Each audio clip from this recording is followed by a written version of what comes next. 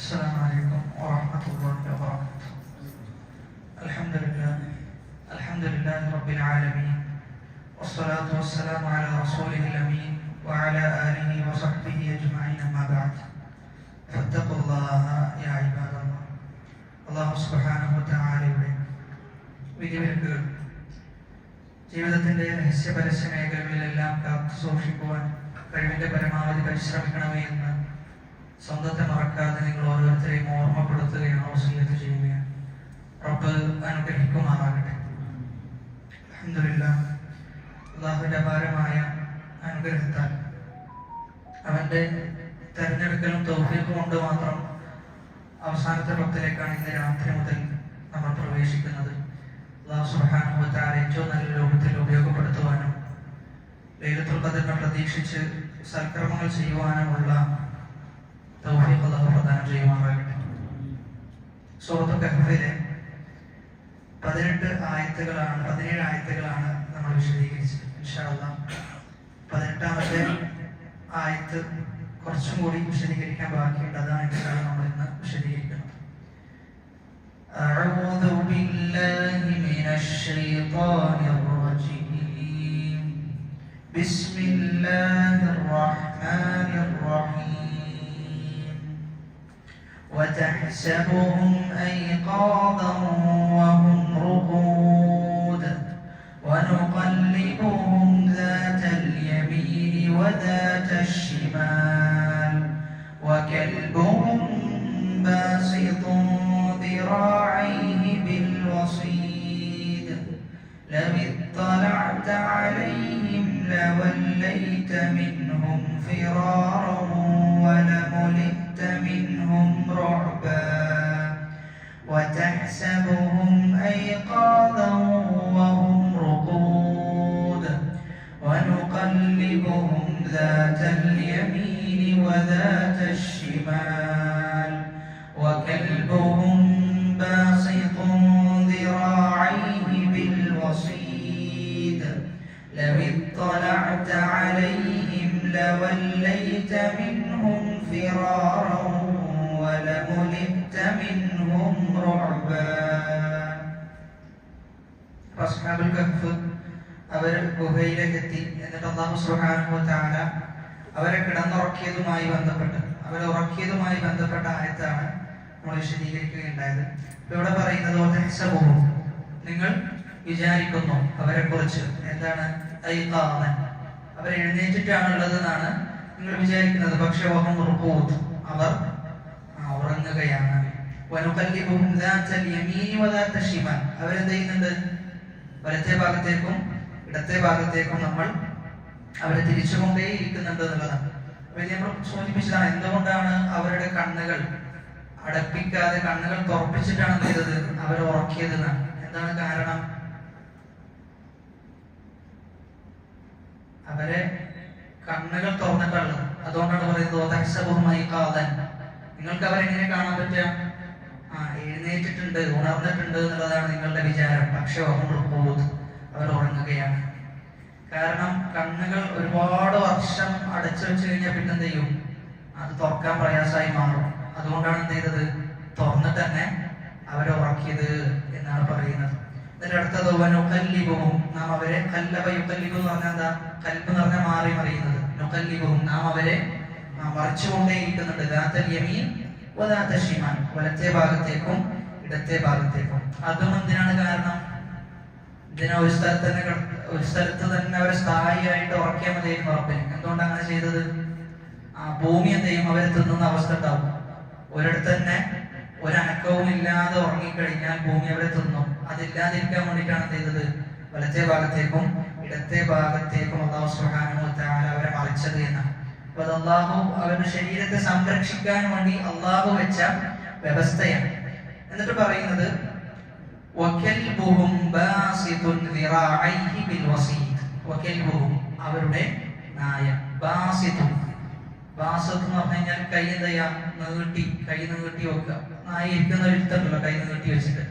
ബാസിതുൻ, നീട്ടി വെച്ചിട്ടുണ്ട്. ദിറാഇഹി, അതിന്റെ 2 ദിറാഉകൾ, കൈകൾ ചെയ്തിട്ടുണ്ട്, നീട്ടി വെച്ചിട്ടുണ്ട്. ബിൽ വസീദ്, ദിറാ എന്ന് പറഞ്ഞാൽ കൈകളാണ്. ബിൽ വസീദ്. വസീദ് എന്ന് പറഞ്ഞാൽ മുറ്റം. മുറ്റത്ത് ചെയ്യുന്നുണ്ട് നായ കൈ നീട്ടി അവരുടെ നായ നിൽക്കുന്നുണ്ട് എന്നാണ്. അപ്പൊ എന്തുകൊണ്ടാണ് അങ്ങനെ ജന്തുക്കളിൽ നിന്നുള്ള സംരക്ഷണത്തിന് വേണ്ടിയിട്ടാണ് എന്ത് നായയെ അള്ളാഹു അവിടെ അവർക്ക് വേണ്ടി ഒരുക്കി കൊടുത്തത് എന്ന്.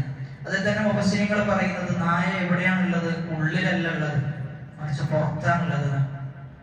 അവിടെയാണ് റസൂലുള്ളാഹി സ്വല്ലല്ലാഹു അലൈഹി വസല്ലമയുടെ ഹദീസ്, അന്നൽ മലായികത ലാ തദ്ഖുലു ബൈതൻ ഫീഹി കൽബുൻ. ഒരു വീട്ടിലേക്ക്, നായയുള്ള വീട്ടിലേക്ക് ആരും പ്രവേശിക്കൂല? മലക്കുകൾ പ്രവേശിക്കൂല. അപ്പൊ അതുകൊണ്ട് അവർ എവിടെയായിരുന്നു ഉണ്ടായിരുന്നത്? ഗുഹാമുഖത്താണ് ഉണ്ടായിരുന്നത്, എന്തല്ല ഗുഹയുടെ ഉള്ളിലല്ല ഉണ്ടായിരുന്നത്. അവിടെ തന്നെ ഇസ്ലാമിനെ സംബന്ധിച്ചിടത്തോളം നായ എന്നത് മുഗല്ലദായ നജസാണ്. നജസ്സുകളുടെ കൂട്ടത്തിലെ കുറച്ച് ഗ്രേഡ് കൂടിയ നജസാണ് നായ എന്നത്. എന്നാൽ അതേ സമയത്ത് നായ എന്ത് ചെയ്യാൻ പറ്റും? നമുക്ക് ഉപയോഗിക്കാൻ പറ്റും. എന്തിനു വേണ്ടി? വേട്ടക്ക് വേണ്ടി ഉപയോഗിക്കാം. അതുമാത്രമല്ല സംരക്ഷണത്തിന് വേണ്ടിയിട്ടും എന്ത് ചെയ്യാം? നായയെ ഉപയോഗിക്കാം എന്ന് ചെയ്തിട്ടുണ്ട്, ഇസ്ലാം പറഞ്ഞിട്ടുണ്ട് എന്നുള്ളത്. അത് തന്നെ നായയുടെ വിഷയത്തിൽ നായയുടെ നജസ് അത് നമ്മിലേക്ക് കടന്നു വരുന്നത് എപ്പോഴാണ്? നനവുണ്ടാകുമ്പോഴാണ്. അല്ലാതെ ഇപ്പൊ നമ്മൾ നടന്നു പോകുന്ന സമയത്ത് എന്ത് ചെയ്തു? അതിന്റെ വാലോ മറ്റോ നമ്മുടെ ശരീരത്തിലേക്ക് കൊണ്ടു. അതാണെങ്കിൽ നനവൊന്നുമില്ല എങ്കിലെന്തല്ല, അത് നജസല്ല എന്നുള്ളതാണ്. മറിച്ച് അതിന്റെ ശരീരത്തിന്റെ ഏതെങ്കിലും ഒരു ഭാഗം അത് നമ്മൾ തൊടുന്നു, അതിൽ നനവുണ്ടെങ്കിലോ നജസ് എന്ത് ചെയ്യും? വരും. അല്ലെങ്കിൽ നജസ് ശരീരത്തിലേക്ക് വന്നു ചേരുകയില്ല എന്നുള്ളതാണ്. അതേ സമയത്ത് അതിന്റെ കേലം ഉറപ്പാണ് എന്താണ്? നജസാണെന്നത്. കാരണം ഹദീസിൽ വളരെ വ്യക്തമായി വന്നതാണ് അതിന്റെ കേലം നജസാണ്, അതിന്റെ ഉണ്ണീർ നജസാണ് എന്നത്. അപ്പൊ അതാണ് ആ വിഷയത്തിൽ നമ്മൾ മനസ്സിലാക്കേണ്ടത്. റസൂലുള്ളാഹി സ്വല്ലല്ലാഹു അലൈഹി വസല്ലം പറയുന്നുണ്ട്, മനിഖ്തനാ കൽബൻ ഇല്ലാ കൽബ സൈദിൻ ഔ മാശിയത്തിൻ നഖസ മിൻ അജ്രിഹി കുല്ല യൗമിൻ ഖിറാതാൻ. അതായത് ഒരാൾ ഈ പറയുന്ന ആവശ്യത്തിനല്ലാതെ, വേട്ടക്കും സംരക്ഷണത്തിനും വേണ്ടിയല്ലാതെ നായയെ സ്വീകരിച്ചു കഴിഞ്ഞാൽ എല്ലാ ദിവസവും 2 ഖീറാത്ത് അവന്റെ പ്രതിഫലങ്ങളിൽ നിന്നും കുറയുന്നതാണ്. ഖീറാത്ത് എന്ന് പറഞ്ഞു കഴിഞ്ഞാൽ വലിയ പ്രതിഫലം, ഉഹുദ് മലയോളമുള്ള പ്രതിഫലം ചെയ്യും കുറഞ്ഞു പോകും എന്ന് പറയുന്നുണ്ട്. അപ്പൊ അത് ഇസ്ലാമിൽ എന്തുണ്ട്, എന്തുകൊണ്ട് അങ്ങനെ പറഞ്ഞു എന്നതിന്റെ ഹിക്മത്തിലേക്ക് പോകേണ്ട ആവശ്യമില്ല. അല്ലാഹു സുബ്ഹാനഹു വ തആല പറഞ്ഞു, റസൂലുള്ളാഹി സ്വല്ലല്ലാഹു അലൈഹി വസല്ലം പഠിപ്പിച്ചു, സമിഅന വഅതഅന. അതിലെന്തുണ്ട്? ഖൈറുണ്ട് എന്നാണ് നമ്മൾ മനസ്സിലാക്കേണ്ടത്. അപ്പൊ ഇവിടെ നമുക്ക് ലഭിക്കുന്ന വലിയൊരു പാഠം, ഇത്രയും മുവല്ലദായ നജസ്സുള്ള ഒരു ജീവി, ആ ജീവിയെ എന്തിന് ഖുർആനിൽ പ്രതിപാദിച്ചു എന്നുള്ളതാണ്.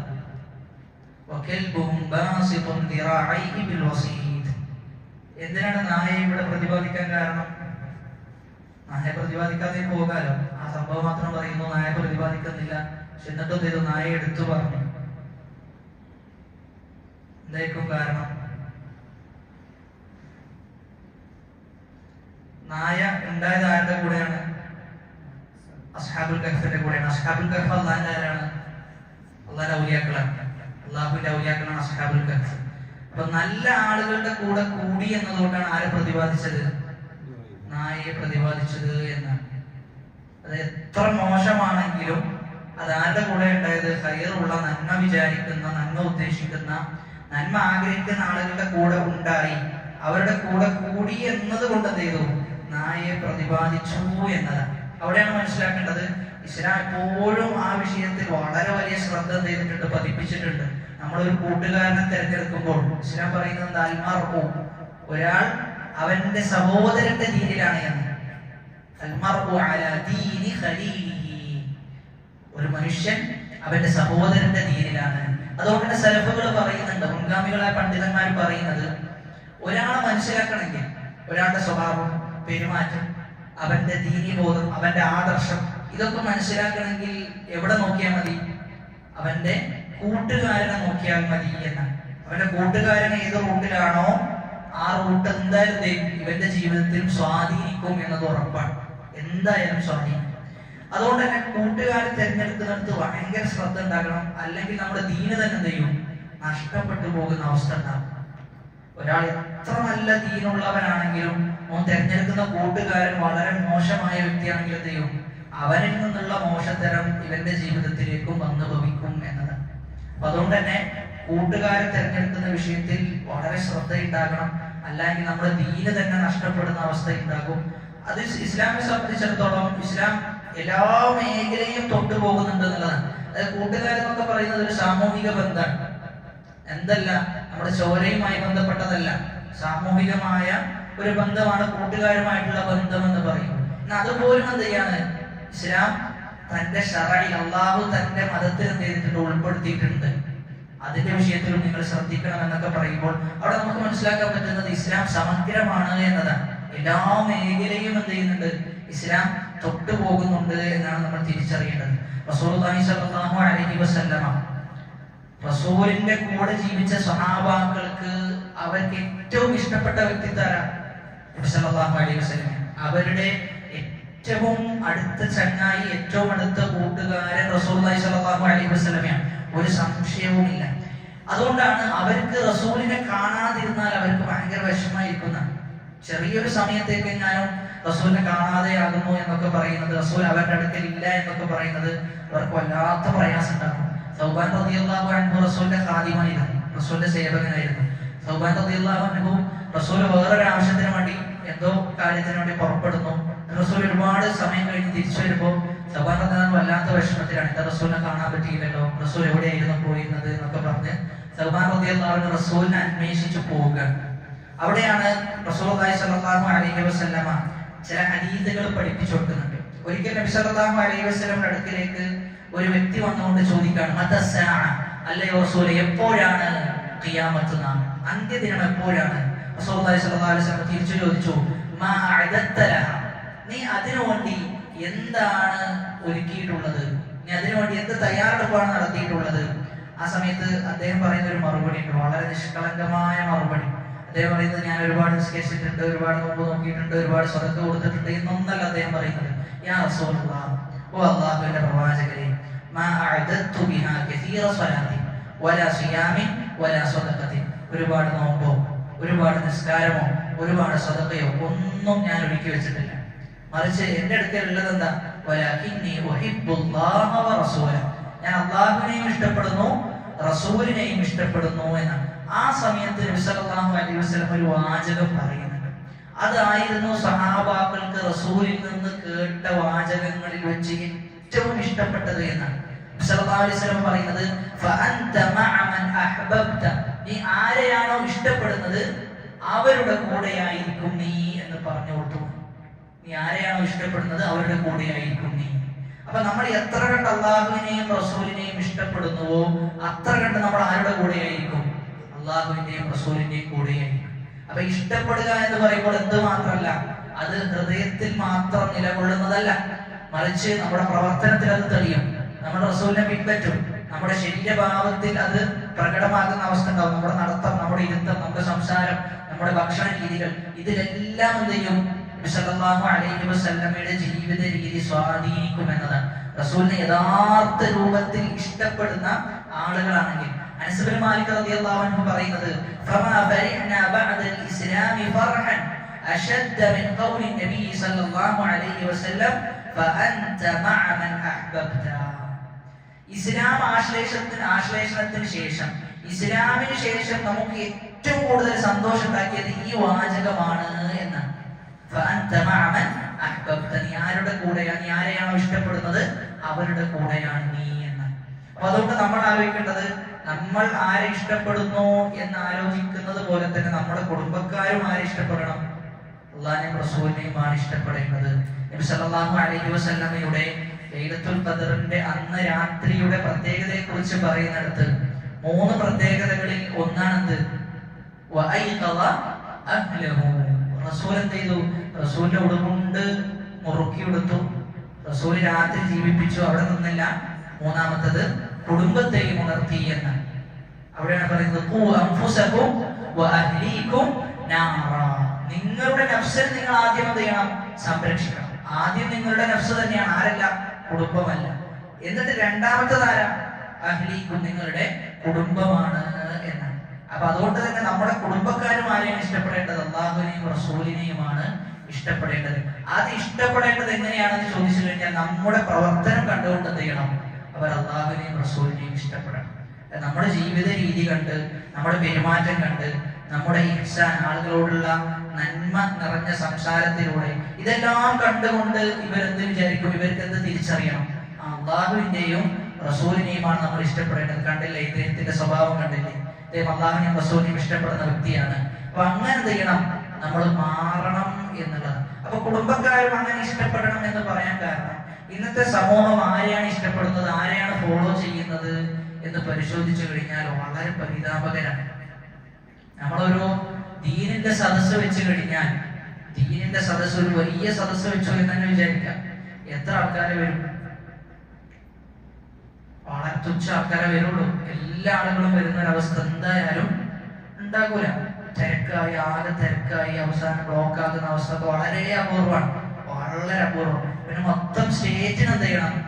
മൊത്തം കേരളം മൊത്തം ഒരു പരിപാടി വെക്കണം. അപ്പൊ എല്ലാ ഭാഗത്തു നിന്ന് ആൾക്കാരൊക്കെ വന്ന് അങ്ങനെ തിരക്കാവും. അല്ലാതെ ജില്ലയിൽ വെക്കുന്ന ഒരു പരിപാടി, ജില്ലക്കാർക്ക് വേണ്ടി വെക്കുന്ന പരിപാടിയാണെങ്കിൽ ഒരിക്കലും ചെയ്യൂല. ആ രൂപത്തിൽ ഒരു ദീനി സദസ്സാണ് വെക്കുന്നതെങ്കിൽ തിരക്കാകൂല. അതേ സമയത്ത് ഒരു ഗാനമേളയാണ് വെക്കുന്നതെങ്കിലോ തിരക്കുകൊണ്ട് നമുക്ക് അനങ്ങാൻ പറ്റില്ല, ഫുള്ള് തിരക്കായിരിക്കും. അപ്പൊ ആരെയും ഇഷ്ടപ്പെടുന്നത് ആരെയാണ്? അതാണ്, അവിടെയാണ് സഹാബാക്കൾക്ക് ഇഷ്ടപ്പെട്ട വാചകം നമുക്ക് എന്തല്ല, നമുക്കത് ഒരു അനക്കേ ഉണ്ടാക്കണില്ല. അനുസൃതിമാര് പറയണ്ട, റസൂൽ അങ്ങനെ പറഞ്ഞപ്പോ ഞങ്ങൾക്ക് വല്ലാത്ത സന്തോഷമായി. ഞങ്ങൾക്ക് ഒന്നുമില്ല, ജീവിതത്തിൽ ഒന്നും ചെയ്തിട്ടില്ലെങ്കിലും ഞങ്ങൾക്ക് ഇഷ്ടമായിരുന്നെയാണ് റസൂൽ തന്നെയാണ്. അതുകൊണ്ട് നമ്മൾ റസൂലിന്റെ കൂടെ സ്വർഗത്തിൽ ഉണ്ടാകുമല്ലോ എന്ന ഒരു പ്രതീക്ഷയാണ്, അങ്ങേയറ്റത്തെ പ്രതീക്ഷയാണ്. എന്നാ നമുക്ക് അങ്ങനെ പറയാൻ പറ്റുമോ? നമ്മുടെ ഉമ്മത്തിന് അത് പറയാൻ പറ്റുമോ ഇല്ലേ എന്നാണ് നമ്മൾ ആലോചിക്കുന്നത്. അവിടെ ഒരു ഗാനമേള വെക്കുമ്പോൾ അവിടെ ഏറ്റവും കൂടുതൽ പങ്കാളികൾ ഏത് ഉമ്മത്തിലെ ആൾക്കാരാണ്? മുസ്ലിം ഉമ്മത്തിലെ ആളുകളാണ്. മുസ്ലിം ഉമ്മത്തിലെ ആളുകളാണ് ഏറ്റവും കൂടുതൽ പങ്കാളിത്തം നമുക്ക് കാണാൻ സാധിക്കുന്നത്. അതുകൊണ്ടാണ് പറയുന്നത്, നമ്മൾ നമ്മുടെ കുടുംബത്തെ എന്ത് ചെയ്യണം? ഈ വിഷയത്തിൽ നല്ല രീതിയിൽ ഒരു ഉത്ബോധനം നമ്മൾ നടത്തണം എന്നുള്ളത്. അല്ലെങ്കിൽ കൈവിട്ടു പോകും, അല്ലെങ്കിൽ എന്ത് ചെയ്യും? കൈവിട്ടു പോകും. കാരണം അത്തരം സദസ്സുകളിലേക്ക് പോയി കഴിഞ്ഞാൽ ഒന്നാമത്തത് ഹയാ ഉണ്ടാവില്ല, നാണം എന്ന് പറയുന്ന ഒന്ന് ഉണ്ടാവുകയില്ല എന്നാണ്. ആണുങ്ങളും പെണ്ണുങ്ങളും എല്ലാം കൂടിക്കലർന്ന് അള്ളാഹു ഇഷ്ടപ്പെടാത്ത ഖുർആൻ എന്ന കലാമം, ആ കലാമിന് നേർ വിപരീതമായ പിശാചിന്റെ കലാം, പിശാചിന്റെ സംസാരം കേൾക്കാൻ വേണ്ടി ഒരു സമൂഹം മൊത്തം അതിന് തടിച്ചു കൂടുന്നു, അതിനുവേണ്ടി തല്ലുകൂടുന്നു, അതിനുവേണ്ടി എന്തും അവരുടെ ശരീരത്തിന് എന്ത് സംഭവിച്ചാലും പ്രശ്നമില്ല എന്ന നിലക്ക് പോയി അവിടെ ഒരു ഹാജർ രേഖപ്പെടുത്താൻ അത്രയും അവർ പാടുപെടുന്നുണ്ട് എങ്കിൽ ഉമ്മത്തിന്റെ പോക്ക് ഒടുക്കാണ് എന്നാണ് നമ്മൾ മനസ്സിലാക്കുന്നത്. ഒരു 10 വർഷം മുമ്പാണ് ഇങ്ങനെയുള്ള ഒരു ഗാനമേള നമ്മുടെ നാട്ടിൽ നടക്കുന്നതെങ്കിലും എത്ര ആൾക്കാർ പോകും?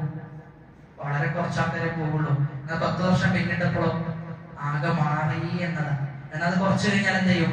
ഇതിനേക്കാളും വേഴ്സായ, വളരെ അപകടകരമായ ഒരു അവസ്ഥയിലേക്കാണ് എന്ത് ചെയ്യാം എത്തിച്ചേരുക എന്നുള്ളതാണ്. ഇതിലെല്ലാ സംഘടനക്കാരും കണക്കാണ്. ഇതിലെന്തില്ല, ഇന്ന സംഘടന ആൾക്കാർ പങ്കെടുത്തത് കുറവാണെന്നൊന്നും പറയാൻ പറ്റൂല. എല്ലാവരും കണക്കായ അവസ്ഥയാണുള്ളത്. അപ്പൊ അതുകൊണ്ട് തന്നെ നമ്മളെ സംബന്ധിച്ചിടത്തോളം നമ്മൾ നമ്മുടെ കുട്ടികളുടെ മനസ്സിലിട്ട് കൊടുക്കേണ്ട, ചെറുപ്പത്തിലെ അവർക്ക് പഠിപ്പിച്ചു കൊടുക്കേണ്ടതാണ് ആരുടെ സ്നേഹം? അള്ളാഹുവിന്റെയും റസൂലിന്റെയും സ്നേഹം.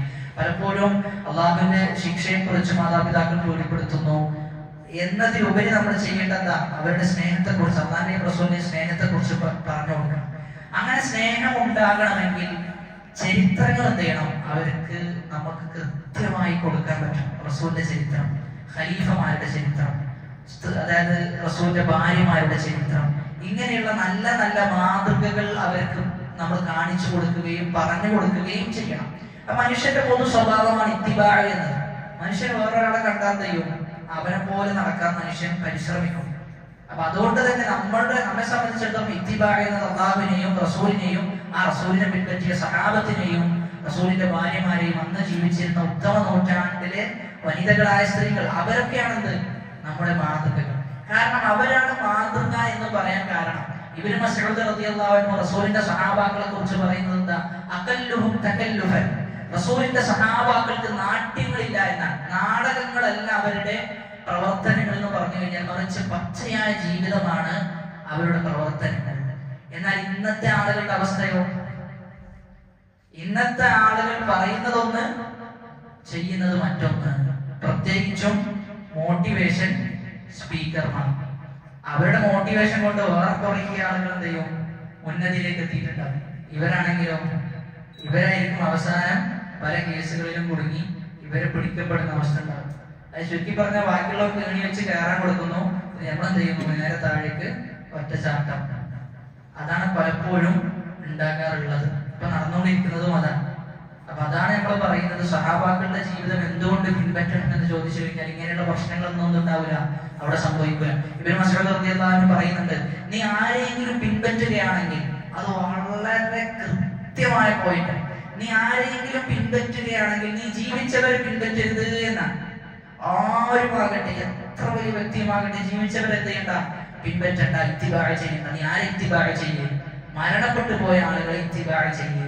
കാരണം അവരിലേക്ക് പിന്നെ എന്ത് കടന്നു വരൂല, ഫിത്ന അവരിലേക്ക് കടന്നു വരൂല എന്നതാണ്.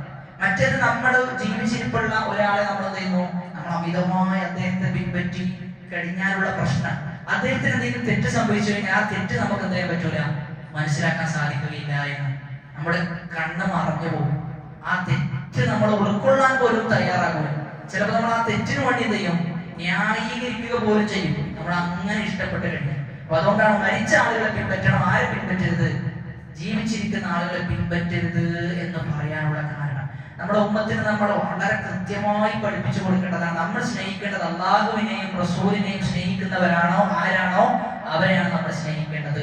അള്ളാഹുവിനെയും റസൂലിനെയും വെറുക്കുന്നവരാരാണോ അവരെ നമ്മൾ എന്ത് ചെയ്യണം, വെറുക്കുകയും വേണം. അത് ദീനിന്റെ ഭാഗമാണ്. ഈമാനിന്റെ വളരെ പ്രധാനപ്പെട്ട ഘടകമാണ് അള്ളാന്റെ മാർഗത്തിൽ സ്നേഹിക്കുക, അള്ളാന്റെ മാർഗത്തിൽ വെറുക്കുക എന്നത്. അത് പൊതുവെ നമ്മൾ ഈ കേരള സാഹചര്യത്തിൽ എല്ലാ മതങ്ങളും കൂടിക്കലർന്ന് ജീവിക്കുന്നത് കൊണ്ട് തന്നെ എന്തുണ്ട്, അത്തരം ഒരു വിശ്വാസം നമ്മൾ അറിയാതെ നമ്മളിൽ നിന്ന് എടുത്തു മാറ്റപ്പെടുന്നുണ്ടോ എന്ന് നമ്മൾ പരിശോധിക്കണം എന്നുള്ളതാണ്. മുആദ് റളിയല്ലാഹു അൻഹുവിന്റെ ചരിത്രത്തിലും റസൂലുള്ളാഹി സ്വല്ലല്ലാഹു അലൈഹി വസല്ലം എന്ത് പറയുന്നുണ്ട്, സമാനമായ ഒരു സംഭവം പറഞ്ഞു കൊടുക്കുന്നുണ്ട്. ഓ മുആദേ, നിനക്ക് അടുത്ത വർഷം എന്നെ കാണാൻ സാധിക്കുകയില്ല എന്ന് പറയുന്നു. മുആദ് റളിയല്ലാഹു അൻഹു വികാരഭരിതനാകുന്നു, കരയുന്നു. ആ സമയത്ത് റസൂലുള്ളാഹി സ്വല്ലല്ലാഹു അലൈഹി വസല്ലം പറഞ്ഞു കൊടുക്കുന്നത്, അല്ലയോ മുആദ്, അല്ലാഹുവിനെ നീ എത്ര കണ്ട് സൂക്ഷിക്കുന്നുവോ നീ അവരുടെ കൂടെയായിരിക്കും നീ ഉണ്ടാവുക. അതുകൊണ്ട് നല്ലോണം ചെയ്യണം, അല്ലാഹുവിനെ സൂക്ഷിക്കണം. എങ്കിൽ എന്ത് ചെയ്യാൻ പറ്റും, പ്രവാചകന്മാരുടെ കൂടെ നിനക്ക് ചേർന്നിരിക്കാൻ പറ്റും എന്ന് നബി സല്ലല്ലാഹു അലൈഹി വസല്ലം പറയുന്നു. അവിടെയും പറയുന്നത് നമ്മൾ ആരെ സ്നേഹിക്കണം, റസൂലുള്ളാഹി സ്വല്ലല്ലാഹു അലൈഹി വസല്ലമയെ സ്നേഹിക്കണം എന്നുള്ളതാണ്. അത് സ്വഹാബാക്കളുടെ ജീവിതത്തിൽ അത് പ്രകടമായിരുന്നു കേട്ടോ. സ്വഹാബാക്കളുടെ ജീവിതത്തിൽ അത് വളരെ പ്രകടമായ കാഴ്ചയാണ്. റസൂലിനെ അവർ സ്നേഹിച്ചിരുന്നു എന്നത്. നമ്മുടെ ജീവിതത്തിൽ സ്നേഹിക്കുക എന്ന് പറയുമ്പോൾ അതിന്റെ ഏറ്റവും വലിയ മാനദണ്ഡം ഇത്തിബാഅ്, അതായത് പിൻപറ്റുക എന്നതാണ്. എന്തല്ല, സ്നേഹം പറയലല്ല, സ്നേഹം വാദിക്കലല്ല. സ്നേഹം എന്ന് പറഞ്ഞ റോഡ് നീളെ ജാഥ പോയി ഞാൻ സ്നേഹിക്കുന്നു എന്ന് പറഞ്ഞ് ബോർഡ് പിടിച്ചത് എന്താവില്ല, അത് സ്നേഹമായിട്ട് പരിഗണിക്കുകയില്ല. മറിച്ച് ജീവിതം കൊണ്ട് എന്ത് ചെയ്യണം, നമ്മൾ തെളിയിക്കണം എന്നതാണ്. സ്വഹാബാക്കൾ എന്ത് ചെയ്തിരുന്നു, അത് തെളിയിച്ചിരുന്നു. ഉഹദ് യുദ്ധവേളയിൽ റസൂലിന് പരിചയമായി നിൽക്കുന്നത് ആരാ? റസൂലിന് പരിചയമായി നിൽക്കുന്നത് സ്വഹാബികളാണ്. റസൂലെ നിങ്ങളുടെ ശരീരത്തിലേക്ക് ഒന്നും ഒരു പോറൽ പോലും ഏൽക്കരുത് എന്ന് പറഞ്ഞിട്ട് എന്ത് ചെയ്യണം, റസൂലിന്റെ മുന്നിൽ പരിചയം പോലെ നിന്ന് കൊടുക്കാൻ. അത് സ്വന്തം ശരീരത്തിന് എന്ത് സംഭവിച്ചാലും ഒരു പ്രശ്നമല്ല, എന്റെ റസൂലിന് എന്ത് സംഭവിക്കരുത്, ഒന്നും സംഭവിക്കരുത് എന്ന ഉറച്ച ബോധ്യവും വിശ്വാസവും അവർക്കുണ്ടായിരുന്നു എന്ന്. അപ്പൊ ഇതാണ് അവിടെ അസ്ഹാബുൽ കഹ്ഫിന്റെ നായയുമായി ബന്ധപ്പെട്ട് നമ്മൾ മനസ്സിലാക്കേണ്ടത്. ഇനി അവിടെ തന്നെ ഉറങ്ങുന്ന സന്ദർഭത്തിൽ, ഇവിടെ ആരെങ്കിലും ഉറങ്ങുന്നുണ്ടെങ്കിൽ ഉറങ്ങുന്ന സന്ദർഭത്തിൽ ആരെങ്കിലും എന്തെങ്കിലും പറഞ്ഞാൽ അതെന്തായി പരിഗണിക്കൂല, അത് കുറ്റമായി പരിഗണിക്കോ? ഇല്ല. ഉറങ്ങുന്ന സമയത്ത് എന്ത് ചെയ്താലും അതെന്തല്ല, അത് തെറ്റായി അള്ളാഹുവിന്റെ അടുക്കൽ പരിഗണിക്കപ്പെടുകയില്ല. അള്ളാഹുവിന്റെ അടുക്കൽ. എന്നാൽ സൃഷ്ടികളുടെ അടുക്കലോ അത് പരിഗണിക്കപ്പെടും. നമ്മൾ ഉറക്കത്തിലാണ്, വേറൊരാളെ വീട്ടിലാണ് ഞങ്ങൾ ഉറക്കം പോയത്, ഞങ്ങൾ എന്ത് ചെയ്തു, ഉറക്കത്തിനെടുത്തിട്ട് എന്തോ പൊട്ടിച്ചു. ഇതിൽ പറഞ്ഞു ഞാൻ ഉറക്കത്തിലാണെന്ന് പറഞ്ഞാലോ പറ്റൂല, അതിന്റെ ബഹുമാനം ചെയ്യണം, നമ്മൾ കൊടുക്കാനോ വേണം. സൃഷ്ടികളുടെ വിഷയത്തിലാണെങ്കിൽ നമ്മൾ തിരിച്ചു കൊടുക്കണം, അതിന്റെ പൈസ കൊടുക്കണം. ഉറക്കാണെന്നൊന്നും പറഞ്ഞ കാര്യമില്ല, പിന്നെ ഓനം ചെയ്യും, എന്തെങ്കിലും ചെയ്യും, അങ്ങനെ ആയിക്കഴിഞ്ഞാൽ. അപ്പൊ അതാണ് ആ വിഷയത്തിൽ മനസ്സിലാക്കേണ്ടത്. ഇനി അടുത്ത ആയത്തിന്റെ അടുത്ത ഭാഗം, ലവിത്തലഅത നീ എത്തി നോക്കിയാൽ അലൈഹിം അവരെ ലവല്ലൈത മിൻഹും അവരിൽ നിന്ന് നീ തിരിഞ്ഞു പോകും ഫിറാറൻ പേടിച്ചുകൊണ്ട് ഭയപ്പെട്ടുകൊണ്ട് എന്തെയും അവരിൽ നിന്ന് നീ പിന്തിരിഞ്ഞു പോകും വലമുലിത്ത നീ നിറക്കപ്പെടും വലമുലിത്ത നീ നിറക്കപ്പെടും മിൻഹും അവർ കാരണത്താൽ റുഅബൻ ഒരു ഭയം നിന്റെ ഹൃദയത്തിൽ എന്തുണ്ടാവും ഒരു ഭയം നിറക്കപ്പെടുകയും ചെയ്യും.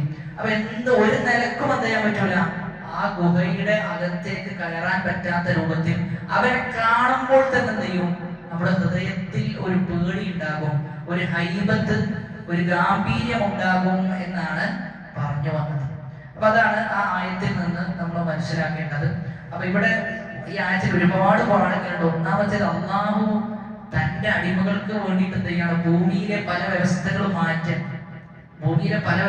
മാറ്റി കൊടുക്കാൻ. അപ്പൊ എപ്പോഴും തിരിച്ചറിയേണ്ടത് എന്ത് ജീവിതത്തിൽ പ്രയാസം ഉണ്ടായാലും അള്ളാഹുവാണ് ഫത്താഹ്, അള്ളാഹു തുറന്നു തരുന്നവനാണ്. എല്ലാ അടക്കപ്പെട്ട വാതിലുകളും തരും അള്ളാഹു തുറന്നു തരുമെന്ന പൂർണ്ണ വിശ്വാസം ഉണ്ടാക്കണം. അതാണ് അസ്ഹാബുൽ കഹ്ഫിന്റെ ചരിത്രം നമുക്ക് പഠിപ്പിച്ചു തരുന്നത്. അള്ളാഹു ഓരോ ഭൂമിയിലെ ഘടകങ്ങളും അള്ളാഹു മാറ്റി അവർക്ക് യോജിച്ച രൂപത്തിൽ അള്ളാഹു സംവിധാനിച്ചു കൊടുക്കുന്നു. രണ്ടാമത്തേത് കൂട്ടുകെട്ടിന്റെ വിഷയമാണ്. അതിൽ ഇസ്ലാം ഏറെ പ്രോത്സാഹനം നൽകിയിട്ടുണ്ട് എന്ന പാഠവും കൂടി ഇതിൽ ലഭിക്കുന്നുണ്ട്. അപ്പൊ അവിടെ തന്നെ ഈ കൂട്ടുകാരുടെ വിഷയത്തിൽ പ്രത്യേകിച്ചും നമ്മൾ മനസ്സിലാക്കേണ്ടത് ഈ സത്യസന്ധനായ കൂട്ടുകാരൻ എന്നത് ഈ കാലഘട്ടത്തിൽ ഉണ്ടോ? സത്യസന്ധനായ കൂട്ടുകാരൻ അബൂബക്കർ സിദ്ദീഖ് റളിയല്ലാഹു അൻഹുവിനെ കുറിച്ച് റസൂലുള്ളാഹി സ്വല്ലല്ലാഹു അലൈഹി വസല്ലം പറയുന്നുണ്ട്. പല സന്ദർഭത്തിൽ റസൂൽ ഇസ്ലാം പ്രബോധനം ചെയ്യുമ്പോൾ അതിൽ അബൂബക്കർ സിദ്ദീഖ് റളിയല്ലാഹു അൻഹു കാര്യം പറഞ്ഞെടുത്തപ്പോൾ പെട്ടെന്ന് എന്ത് ചെയ്തിട്ടുണ്ട്? സ്വീകരിച്ചിട്ടുണ്ട്. അത് മാത്രമല്ല മുശ്രിക്കീങ്ങൾ അബൂബക്കർ സിദ്ദീഖ് റളിയല്ലാഹു അൻഹുവിന്റെ അടുക്കിലേക്ക് വന്നിട്ട് പറയുന്നുണ്ട്, എന്റെ സ്വഹാബി ഇങ്ങനെ പറയുന്നുണ്ട്, നീ വിശ്വസിക്കുന്നുണ്ടോ എന്ന് ചോദിക്കുന്നുണ്ട്. അപ്പൊ മറുപടി എന്താ? റസൂൽ പറഞ്ഞിട്ടുണ്ടോ എങ്കിൽ ഞാൻ വിശ്വസിക്കുന്നു, അത് സത്യം മാത്രമാണ്, അതിന്റെ അപ്പുറം ഇല്ല. വേറൊരു ഹദീസിൽ പറയുന്നത് ഇസ്ലാമിന് അബൂബക്കർ സിദ്ദീഖ് റളിയല്ലാഹു അൻഹുവിന്റെ ധനം, പണം ഉപകരിച്ചതുപോലെ മറ്റാരുടെ പണം ഉപകരിച്ചിട്ടില്ല എന്നാണ്. അപ്പൊ പണം കൊണ്ട്, ശരീരം കൊണ്ട്, ഹിജ്റയുടെ സന്ദർഭത്തിലെല്ലാം ശരീരം കൊണ്ട് എന്ത് ചെയ്യുന്നുണ്ട്? റസൂലിന് വേണ്ടി താങ്ങും തണലുമാകുന്നുണ്ട്. അത് മാത്രമല്ല റസൂലിനെതിരെ വരുന്ന വിമർശനങ്ങൾ അതിനെ തടുത്തു നിർത്തുന്നു. ഇങ്ങനെ നോക്കിക്കഴിഞ്ഞാൽ ഒരു കൂട്ടുകാരൻ എങ്ങനെയായിരിക്കണമോ അതെല്ലാം ആയിരുന്നു ആര്? അബൂബക്കർ സിദ്ദീഖ് റളിയല്ലാഹു അൻഹു എന്ന് കാണാൻ സാധിക്കും. അപ്പൊ അങ്ങനെയുള്ള കൂട്ടുകാർ ഈ കാലഘട്ടത്തിലും ഉണ്ടോ എന്ന് ചോദിച്ചു കഴിഞ്ഞാൽ ഇല്ല എന്നതാണ് വസ്തുത, യാഥാർത്ഥ്യം ഇല്ല എന്നതാണ്. എത്ര കൂട്ടുകാരാണ് നമ്മൾ സത്യസന്ധരാണ് എന്ന് കരുതിയ ആളുകൾ വഞ്ചിക്കുകയാണ്. വഞ്ചിച്ചെന്തെയാണ്? പണവും തട്ടിയെടുത്ത് നമ്മെ പരിചയമില്ലാത്തൊരവസ്ഥയിലേക്ക് എന്ത് ചെയ്യുന്നതാണ് അവര് പിന്നെ മറഞ്ഞു പോകാൻ. ഒരുപാട് സന്ദർഭങ്ങൾ ഇബ്നുൽ ജൗസി റഹ്മത്തുള്ളാഹി പറയുന്നുണ്ട്. അതായത് സത്യസന്ധരായ കൂട്ടുകാരെന്നതൊക്കെ കഴിഞ്ഞു പോയി എന്നാണ് അദ്ദേഹത്തിന്റെ അഭിപ്രായം. അദ്ദേഹത്തിന്റെ അനുഭവങ്ങൾ പങ്കുവെക്കുന്ന പുസ്തകത്തിൽ അദ്ദേഹം പറയുന്നത്, സത്യസന്ധമായ കൂട്ടുകാരൻ, നമുക്ക് വേണ്ടി സമയം ചെലവഴിക്കുന്ന, നമ്മെ അല്ലാഹുവിന് വേണ്ടി സ്നേഹിക്കുന്ന ആളുകൾ, അങ്ങനെയുള്ള ആളുകളൊക്കെ എന്ത് ചെയ്തിട്ടുണ്ട്? കഴിഞ്ഞു പോയിട്ടുണ്ട്. അതൊക്കെ ആരെ കുറിച്ച് പറഞ്ഞതാ? സഹാബത്തിന്റെ കാലഘട്ടത്തെ കുറിച്ച് പറഞ്ഞതാണ് എന്ന് രേഖപ്പെടുത്തുന്നുണ്ട്. അപ്പൊ അതുകൊണ്ട് തന്നെ നമ്മൾ എന്ത് ചെയ്യരുത്? കൂടുതലായി അടുക്കുന്ന അവസ്ഥ ഉണ്ടാകരുത്, കൂടുതലായി അകലുന്ന അവസ്ഥയും ഉണ്ടാകരുത്. കാരണം കൂടുതലായി അടുത്ത് കഴിഞ്ഞാൽ, എപ്പോഴെങ്കിലും തെറ്റിക്കഴിഞ്ഞാൽ അത് വല്ലാത്തൊരു തെറ്റായിരിക്കും, വല്ലാത്ത തെറ്റും തെറ്റും. അതുകൊണ്ടാണ് ഈ സാധാരണ ഈ കച്ചവടം ചെയ്യുന്ന ആൾക്കാരൊക്കെ പറയും, ആർക്ക് കടം കൊടുക്കരുത്, അടുത്ത ആളുകൾക്ക് ഒരിക്കലും കടം കൊടുക്കരുത് എന്നാണ്. കൊടുത്തു കഴിഞ്ഞാൽ ചിലപ്പോൾ തെറ്റിപ്പോവും. പിന്നെ തെറ്റിപ്പോയി കഴിഞ്ഞാൽ അതിന്റെ പേരിൽ വേറെ കുറെ പ്രശ്നങ്ങളുണ്ടാവും. കുടുംബക്കാർക്ക് കടം കൊടുത്താൽ ചിലപ്പോൾ കുടുംബ ബന്ധം തന്നെ തെറ്റുന്ന അവസ്ഥ ഉണ്ടാകും എന്നാണ്. അപ്പൊ പറഞ്ഞത് അത്രേ ഉള്ളൂ. അതായത് നമ്മൾ കൂടുതലായി ഒരാളുമായി അടുത്ത് കഴിഞ്ഞാൽ അത് എപ്പോഴെങ്കിലും തെറ്റേണ്ട അവസ്ഥ സാഹചര്യം ഉണ്ടായി കഴിഞ്ഞാൽ അത് വലിയ പൊള്ളൽ ഉണ്ടാക്കും.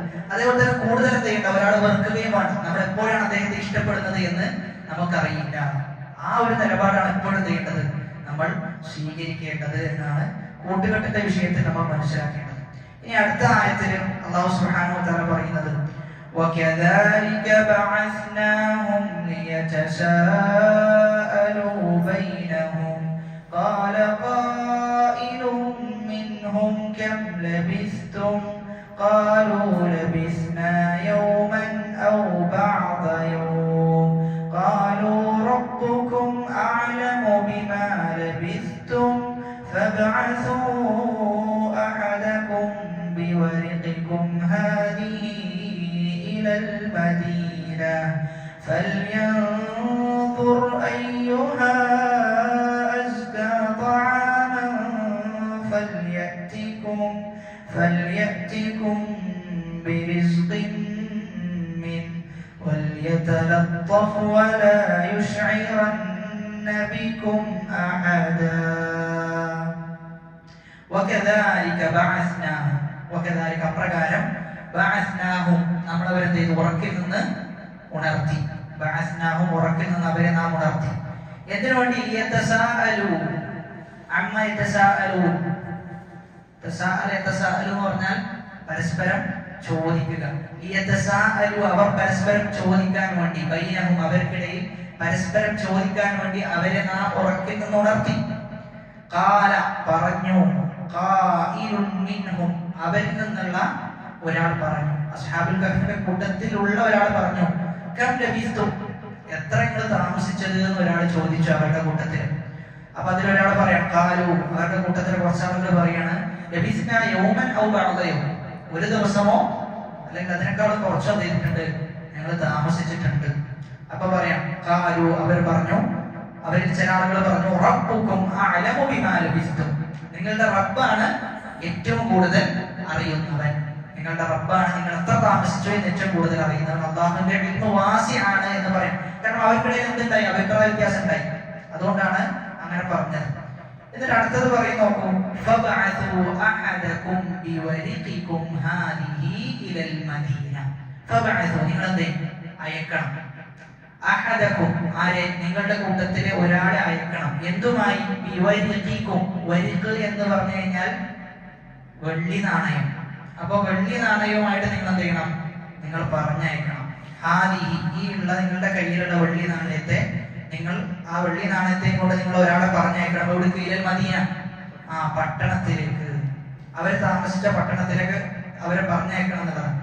ഫല്യൻദുർ എന്നിട്ട് അവരെ നോക്കിക്കൊള്ളട്ടെ. ആര്? ഈ അയച്ച ആളുണ്ടല്ലോ, അയച്ച ആൾ പരിശോധിക്കട്ടെ. അയ്യുഹാ അസ്കാ ത്വആമൻ ഏതാണ് ഏറ്റവും നല്ല ഭക്ഷണം എന്ന് പരിശോധിക്കട്ടെ.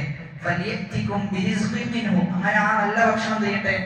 ഫലിയത്തികും കൊണ്ടുവരട്ടെ, ബിരിസ്ഖിൻ റിസ്ഖ് കൊണ്ടുവരട്ടെ, മിൻഹു ആ നല്ലതിൽ നിന്ന്. വലിയതലത്തഫ് എന്ന് പറഞ്ഞാൽ ഗോപ്യമാക്കണം എന്നാണ്. ആരോടും ചെയ്യരുത്, ഇത് പറയരുത്. ഇങ്ങനെ ഗുഹയിൽ കുറച്ച് ആളുകളുണ്ട്, അവർക്ക് വേണ്ടി ഭക്ഷണം കൊടുക്കണമെന്നൊന്നും പറയരുത്, ആരും അറിയരുത്.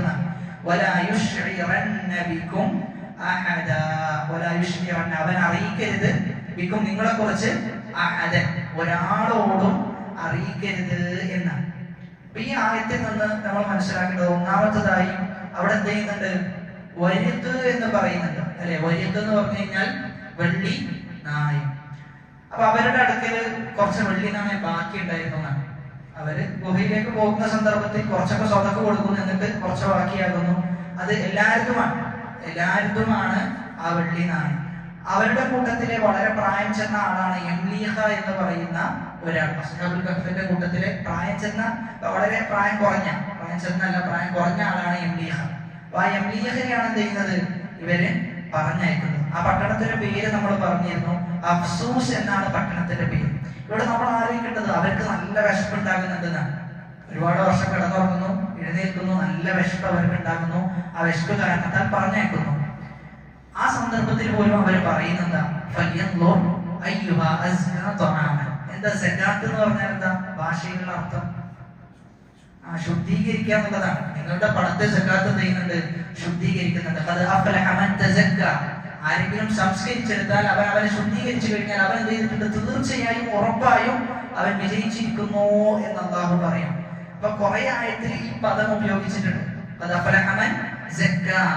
ആരാണ് അവന്റെ ഹൃദയത്തെ സംശുദ്ധമാക്കുന്നത്, ശുദ്ധീകരിക്കുന്നത്, അവൻ തീർച്ചയായും വിജയിച്ചിരിക്കുന്നു. അപ്പൊ ഇവിടെ പറയാണ് ഏറ്റവും നല്ല ഭക്ഷണം എന്നാണ്. എന്തുകൊണ്ടാണ് അങ്ങനെ പറഞ്ഞത്? ഇബ്നു അബ്ബാസ് റളിയല്ലാഹു അൻഹു പറയാണ്, ആ സമൂഹത്തിൽ ആളുകൾ എന്ത് ചെയ്തിരുന്നു? ആർക്ക് വേണ്ടി അറുത്തിരുന്നു? അള്ളാഹു അല്ലാത്ത ആളുകൾക്ക് വേണ്ടി അറുത്തിരുന്നു, അറവ് നടത്തിയിരുന്നു. അപ്പൊ അങ്ങനെയുള്ള ഭക്ഷണം ഞങ്ങൾക്ക് വേണ്ട. ഞങ്ങൾക്ക് വേണ്ടത് ഏറ്റവും നല്ല ഭക്ഷണം, അള്ളാഹുവിന് ഇഷ്ടമുള്ള അസ്കയായ ഹലാലായ ഭക്ഷണമാണ് നമുക്ക് വേണ്ടത് എന്ന് മനസ്സിലാക്കേണ്ടത്. എത്ര പ്രയാസം സഹിക്കേണ്ടി വന്നാലും, എത്ര ദുരിതത്തിൽ ചെന്നുവിട്ടാലും, എത്ര ദാരിദ്ര്യത്തിലേക്ക് നമ്മൾ ചെന്നുവിട്ടാലും ശരി, ഹറാമായ ഒരു ഭക്ഷണവും നമ്മൾ എന്ത് ചെയ്യൂല, കഴിക്കുകയില്ല, ഹറാമായ ഒരു ജോലിയും നമ്മൾ ചെയ്യുകയില്ല എന്ന ഉറപ്പ് ചെയ്യണം. നമ്മൾ അങ്ങനെ ഒരു തീരുമാനം നമ്മൾ എടുക്കണം എന്നുള്ളതാണ്. പ്രത്യേകിച്ചും ഈ ഒരു കാലഘട്ടത്തിൽ ഓൺലൈനിലൂടെ നടക്കുന്ന കച്ചവടങ്ങൾ ഒരുപാടാണ്, പ്രത്യേകിച്ചും ഗോൾഡുമായിട്ടൊക്കെ. അപ്പൊ വളരെ വലിയ ശ്രദ്ധ ചെയ്യണം, നമുക്ക് ഉണ്ടാകണം. അല്ല എങ്കിൽ ഹറാമായ പൈസ നമ്മിലേക്ക് കടന്നു വരും. അങ്ങനെ കടന്നു വന്നു കഴിഞ്ഞാൽ അതിലൂടെയാണ് നമ്മൾ വളരുന്നതെങ്കിൽ നമ്മുടെ പ്രാർത്ഥന സ്വീകരിക്കുകയില്ല, നമ്മുടെ ജീവിതത്തിൽ യാതൊരു ബറക്കത്തും ഉണ്ടാകൂല. എത്ര കിട്ടിയാലും നമുക്ക് എന്ത് ചെയ്യൂല, മതിവരാത്ത അവസ്ഥ ഉണ്ടാകും. അതുകൊണ്ടാണ് റസൂലുള്ളാഹി സ്വല്ലല്ലാഹു അലൈഹി വസല്ലം പറഞ്ഞത്, നിങ്ങൾ ഒന്നും വേണ്ട, ഒരു പണിയും ഇല്ലെങ്കിൽ നിങ്ങൾ നിങ്ങളുടെ ചുമലിൽ വിറകും ചുമന്ന് ആളുകളുടെ ഇടയിൽ പോയി അത് വിറ്റ് ജീവിക്കലാണെന്ത്, ആളുകളുടെ മുമ്പിൽ കൈ നീട്ടി ജീവിക്കുന്നതിനേക്കാളും ഉത്തമം എന്ന് പറയുന്നത്. അപ്പൊ നമ്മളെപ്പോഴും നമുക്കൊരു തീരുമാനം, നിലപാടായിട്ട് ഉണ്ടാകുന്ന വിഷയമാണ് ഹറാം ചെയ്യൂല, സ്പർശിക്കൂല, പലിശ തൊടൂല. ഇങ്ങനെയുള്ള കാര്യങ്ങളിൽ വളരെ കർശനമായ തീരുമാനം നമുക്ക് എടുക്കാൻ പറ്റും. അങ്ങനെ തീരുമാനം എടുത്താൽ മാത്രം പോരാ, നേർവിപരീതം തീരുമാനമെടുക്കുന്ന ഒരുപാട് മുസ്ലിമീങ്ങളുണ്ട്. ബഹുഭൂരിഭാഗം മുസ്ലിമീങ്ങളും പലിശയിലാണ് ചെയ്യുന്നത്, പല കാര്യങ്ങളും വാങ്ങിക്കുന്നതും കൈകാര്യം ചെയ്യുന്നതുമല്ല. ഇപ്പോഴുള്ള EMI സിസ്റ്റം എന്ന് പറയുന്നത് അനുവദനീയമല്ല. EMI എന്നത് പലിശയാണ്. നോ ലോൺ എന്ന പേര് കൊടുക്കും, എന്നാൽ ലോണാണ് അതിലുള്ളത്. പേരിൽ എന്താണ്, നോ ലോൺ എന്നാണ് പേര്. ഇങ്ങനെ നോ കോസ്റ്റ് EMI എന്നാണ് പറയാം. എന്നാൽ അതിൽ എന്ത് കടന്നു വരുന്നുണ്ട്, ഡേറ്റ് തെറ്റിച്ചാൽ എന്ത് വരും, നമ്മൾ തിരിച്ചെന്തെങ്കിലും വരും, കൊടുക്കേണ്ടി വരും ഡേറ്റ് തെറ്റിച്ചു കഴിഞ്ഞാൽ. അപ്പൊ അങ്ങനെയുള്ളതൊന്നല്ല, അത് ഇസ്ലാമികപരമായി നമുക്ക് ഒരിക്കലും അനുവദിക്കപ്പെട്ട ഒന്നല്ല. നമ്മുടെ നാട്ടിൽ നൽകുന്ന ബാങ്കുകളൊക്കെ നൽകുന്നത് നമുക്ക് അനുവദനീയമാകാത്ത കാര്യങ്ങളാണ്. ഇനി അങ്ങനെ നൽകുന്നുണ്ടോ എന്നുള്ളത് ചെയ്യണം, നമ്മൾ അന്വേഷിക്കണം. അടവ് തെറ്റിക്കഴിഞ്ഞാൽ പൈസയിൽ വർധനവ് വരുന്നുണ്ടോ എങ്കിൽ അതെന്താണ്, പലിശയാണ്. അടവ് തെറ്റുന്നുണ്ട്, എന്നാ പൈസ നമ്മൾ കൊടുക്കും വേണം, എക്സ്ട്രാ പൈസ കൊടുക്കും വേണം എന്നുണ്ടെങ്കിൽ പലിശ വരുന്നുണ്ട്. അത് എന്ത് പേരിട്ടാലും ശരി അതിൽ ഹറാമ് കടന്നു വരും എന്നാണ് മനസ്സിലാക്കേണ്ടത്. അത് മാത്രമല്ല, EMI എന്നത് ഒരു കണക്കിന് നോക്കുകയാണെങ്കിൽ ഭയങ്കര നമ്മുടെ ബഡ്ജറ്റിന് എന്ത് ചെയ്യും, വലിയ പ്രയാസം അത് ഉണ്ടാക്കും എന്ന് ഈ മേഖലയിൽ, ഫിനാൻസിന്റെ മേഖലയിൽ ഇടപെടുന്ന ആളുകളൊക്കെ പറയുന്നുണ്ട്. കാരണം പലതും വാങ്ങുന്നത് എന്തിനായിരിക്കും, EMI-യിലായിരിക്കും. മാസത്തിൽ ശമ്പളം കിട്ടുമ്പോൾ എല്ലാം എന്ത് ചെയ്യേണ്ടി വരും, ഈ EMI-ക്ക് കൊടുത്തു തീർക്കേണ്ട അവസ്ഥയായിരിക്കും. അങ്ങനെ അവസാനം വളരെ വലിയ അപകടത്തിലേക്കായിരിക്കും കേരളത്തിന്റെ സാഹചര്യം പോകുന്നത് എന്ന് വരെ എന്ത് ചെയ്യുന്നുണ്ട്, ചില നിരീക്ഷകന്മാർ നിരീക്ഷിക്കുന്നുണ്ട്. അപ്പൊ അതുകൊണ്ട് എന്ത് ചെയ്യണ്ട, അങ്ങനെ ഒരു അവസ്ഥയിലേക്ക് നമ്മൾ എത്തിച്ചേരേണ്ടതില്ല എന്നുള്ളത്. എപ്പോഴും എന്ത് ചെയ്യണം, ചുരുക്കി ജീവിക്കാൻ നമ്മൾ പഠിക്കണം. ഉള്ള സമയത്ത് നമുക്ക് എന്ത് ചെയ്യാം, ഉള്ളതുപോലെ ജീവിക്കാം. എന്നാൽ ഇല്ലാത്ത സന്ദർഭത്തിലാണെങ്കിൽ ഇല്ലാത്തതുപോലെ ജീവിക്കാനാണ് ഏറ്റവും നല്ലത്. ഇത് നമ്മുടെ അടുക്കലൊന്നും ഉണ്ടാകൂല, എന്നാലും എന്ത് ചെയ്യണം, നമുക്കൊരു ലക്ഷ്യം ഉണ്ടാവും, അത് വാങ്ങണം എന്ന് പറഞ്ഞിട്ട്. എന്നിട്ട് എന്ത് ചെയ്യും, EMI ആകുമ്പോൾ എന്ത് ചെയ്താൽ മതി, കുറച്ച് കൊടുത്താൽ മതി എന്ന് പറഞ്ഞിട്ട് എന്ത് ചെയ്യും, അത് വാങ്ങിക്കും. എന്നിട്ട് അവസാനം എന്ത് ചെയ്യും, വലിയ കടക്കാരനായി മാറുന്ന അവസ്ഥ ഉണ്ടാകും. അപ്പൊ ഇല്ലായ്മ പോലെ ജീവിച്ച ആളുകൾക്ക് എന്ത് ചെയ്യേണ്ടതില്ല, നമ്മുടെ അടുക്കലൊന്നും ഇല്ല എന്നൊന്നും ബോധ്യപ്പെടുത്തി കൊടുക്കേണ്ടതില്ല. പക്ഷെ ഇല്ല എങ്കിൽ ഇല്ലാത്തതുപോലെ ജീവിച്ച് മുന്നോട്ട് പോകലാണ് ഹൈർ, അല്ലെങ്കിൽ ഒരുപാട് പ്രശ്നങ്ങൾ ഉണ്ടാകുന്നതാണ്. അതുമാത്രമല്ല, ആ നാട്ടുകാർ, അവിടെ ജീവിച്ചിരുന്ന അവരുടെ നാട്ടുകാര് മജൂസികളായിരുന്നു എന്നാണ്. അസ്ഹാബുൽ കഹ്ഫിന്റെ നാട്ടുകാര് മജൂസികളായിരുന്നു. അപ്പൊ അതുകൊണ്ടെല്ലാമാണ് അവരെന്ത് പറഞ്ഞത്, ഏറ്റവും നല്ല ഭക്ഷണം നൽകണം. എന്ത് ഭക്ഷണത്തിന്റെ വിഷയത്തിൽ ഒരു ഹറാമ് കലർന്ന ഭക്ഷണമാകരുത് എന്ന് പറയുന്നുണ്ട്. അതോടൊപ്പം തന്നെ അവർ പറയുന്നുണ്ട്, ഇത് ഞങ്ങളാണെന്നുള്ളത് എന്ത് ചെയ്യരുത്, ആരും അറിയരുത് എന്നൊക്കെ പറഞ്ഞിട്ടാണ് പറഞ്ഞേക്കുന്നത്. ഈ ആയത്താണ് വക്കാലത്തിനുള്ള തെളിവ്. ഫിഖ്ഹിൽ വക്കാലത്ത് എന്ന ഒരു ബാബ് തന്നെ ഉണ്ട്. എന്താ വക്കാലത്ത് എന്ന് പറഞ്ഞാല്, നമ്മൾ ഒരു കാര്യം മറ്റൊരാളോട് ചെയ്യാൻ വേണ്ടി എന്ത് ചെയ്യാം, ഏൽപ്പിക്കുക. ഫിഖ്ഹിലെ പ്രധാനപ്പെട്ട, കർമ്മശാസ്ത്രത്തിലെ പ്രധാനപ്പെട്ട ഒരു ഭാഗമാണ്. അത് അനുവദനീയമാണ് എന്നത് അറിയിക്കുന്നത് ഏതായത്താണ്, ഈ ആയത്ത്. അസ്ഹാബുൽ കഹ്ഫ് എന്ത് ചെയ്തു, ഒരാളെ ഏൽപ്പിച്ചില്ലേ ഒരു കാര്യം ചെയ്യാൻ വേണ്ടി, അങ്ങനെ എന്ത് ചെയ്യാം, നമുക്ക് ഏൽപ്പിക്കാം എന്ന് പറയുമ്പോൾ അവിടെ നമ്മൾ മനസ്സിലാക്കേണ്ടത് 3 കാര്യങ്ങൾ ശ്രദ്ധിക്കണം. ഒന്ന്, ഏൽപ്പിക്കുന്ന ആളുണ്ടാവുമല്ലോ, ഒന്ന് ഏൽപ്പിക്കുന്ന ആൾ. 2, ഏൽപ്പിക്കപ്പെടുന്ന വ്യക്തി. 3, ഏൽപ്പിക്കുന്ന വിഷയം. ഈ ഏൽപ്പിക്കുന്ന ആളും ഏൽപ്പിക്കപ്പെടുന്ന ആളും ആരായിരിക്കണം, ജായിസും തസറുഫ് ആയിരിക്കണം. ജായിസും തസറുഫ് എന്ന് പറഞ്ഞു കഴിഞ്ഞാല് പണം കൈകാര്യം ചെയ്യുന്ന ആളായിരിക്കണം. കുട്ടികളാകരുത്, ബുദ്ധിയില്ലാത്ത ആളുകളാകരുത്, ഇവരൊന്നും ആകരുത് എന്നാണ് അതിന്റെ ഉദ്ദേശം. അത് മാത്രമല്ല, അവിടെ നമ്മൾ മനസ്സിലാക്കേണ്ടത്, നമുക്ക് ഏൽപ്പിക്കാമെന്ന് പറയുമ്പോൾ അവിടെ ഒരു വിഷയം ഉണ്ടല്ലോ. ഏത് വിഷയത്തിലൊക്കെ ഏൽപ്പിക്കാം, ഏത് വിഷയത്തിലൊക്കെ നമുക്ക് ഏൽപ്പിക്കാം. പ്രത്യേകമായ ഈ കച്ചവട വിഷയങ്ങളാണ് എന്ത് ചെയ്യാൻ പറ്റുക, നമുക്ക് ഏൽപ്പിക്കാൻ പറ്റും. നമുക്ക് പറയാൻ പറ്റോ, ഞാൻ ഇന്നൊരു വുളു നിസ്കരിച്ചിട്ടില്ല കേട്ടോ, ഈ എന്ത് ചെയ്യണം, എന്റെ അകത്ത് നിസ്കരിച്ചണം എന്ന് പറയാൻ പറ്റോ? ഇല്ല. വിവാദത്തിന്റെ വിഷയത്തിൽ അത് പറ്റൂല. എന്നാൽ വിവാദത്തിന്റെ വിഷയത്തിൽ പറ്റുന്ന മേഖലകൾ ഉണ്ടോ? ഉണ്ട്. ഹജ്ജ്, നോമ്പ്, അതൊക്കെ എന്ത് ചെയ്തിട്ടുണ്ട്? നോമ്പ് ഉദ്ദേശിച്ചത് മരണത്തിന് ശേഷം വേറെ ആൾക്ക് എന്ത് ചെയ്യാം, അത് നോറ്റ് വീട്ടാം. അപ്പൊ ചില കാര്യങ്ങളിൽ എന്തുണ്ട്, വിവാദത്തിൽ അടിസ്ഥാനപരമായി നിയാബത്തില്ല, പകരം ചെയ്യാൻ പറ്റൂല. നീ നിഷ്കരിക്കുക എന്റെ പകരം, അല്ലെങ്കിൽ അങ്ങനെ, അല്ലെങ്കിൽ എന്റെ പകരം നീ സക്കാത്ത് കൊടുക്ക് എന്നൊന്നും പറയാൻ പറ്റൂല. ഒക്കെ നമ്മളെ വ്യക്തിപരമായ കാര്യങ്ങൾ നമ്മൾ എന്ത് ചെയ്യണം, ചെയ്യണം എന്നതാണ്. അവൻ എന്താണോ പരിശ്രമിച്ചത് അതാണ് അവനുള്ളത് എന്ന്. എന്നാൽ കച്ചവടത്തിന്റെ വിഷയത്തിൽ നമുക്കത് ചെയ്യാം. അപ്പൊ അവിടെ തന്നെ നമ്മൾ മനസ്സിലാക്കേണ്ടത്, ഇപ്പൊ ഈ വിഷയത്തിൽ തന്നെ നമ്മൾ നോക്കുക. അസ്ഹാബുൽ കഹ്ഫ് ഒരാളെ ഏൽപ്പിച്ചിട്ട് സങ്കല്പിക്കുക, അങ്ങനെ നടന്നു എന്നല്ല പറയുന്നത്. അദ്ദേഹത്തിന്റെ അടുക്കലിൽ നിന്ന് പൈസ ചെയ്തു ഒരു കള്ളൻ മോഷ്ടിച്ചു പോയി. ഒരു കള്ളൻ എന്ത് ചെയ്തു, ഈ പറയുന്ന അസ്ഹാബുൽ കഹ്ഫിന്റെ ആളുകളുടെ അടുക്കലിൽ നിന്ന് പൈസ മോഷ്ടിച്ചു പോയി. എങ്കിൽ എന്താണ് അവിടെ ഏൽപ്പിച്ച വ്യക്തി എടുക്കേണ്ട തീരുമാനം? എന്താ?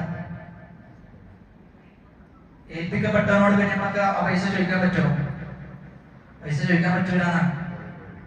നമ്മൾ ആരെയാണോ ഏൽപ്പിക്കുന്നത്, ആ ഏൽപ്പിക്കുന്ന വ്യക്തിയുടെ അവൻ നിർബന്ധപൂർവമല്ല, അവൻ കൃത്യം സംരക്ഷിക്കേണ്ട അടുത്ത് സംരക്ഷിച്ചിട്ടുണ്ട്, എന്നിട്ട് ഇത് വേറൊരാൾ മൂലം നഷ്ടപ്പെട്ടതാണെങ്കിൽ, അതായത് അവന്റെ അടുക്കൽ നിന്ന് ഒരു അശ്രദ്ധയും ഉണ്ടായിട്ടില്ല, അങ്ങനെയാണ് നഷ്ടപ്പെട്ടതെങ്കിൽ അവൻ എന്തല്ല, ഉത്തരവാദിയല്ല എന്നാണ്.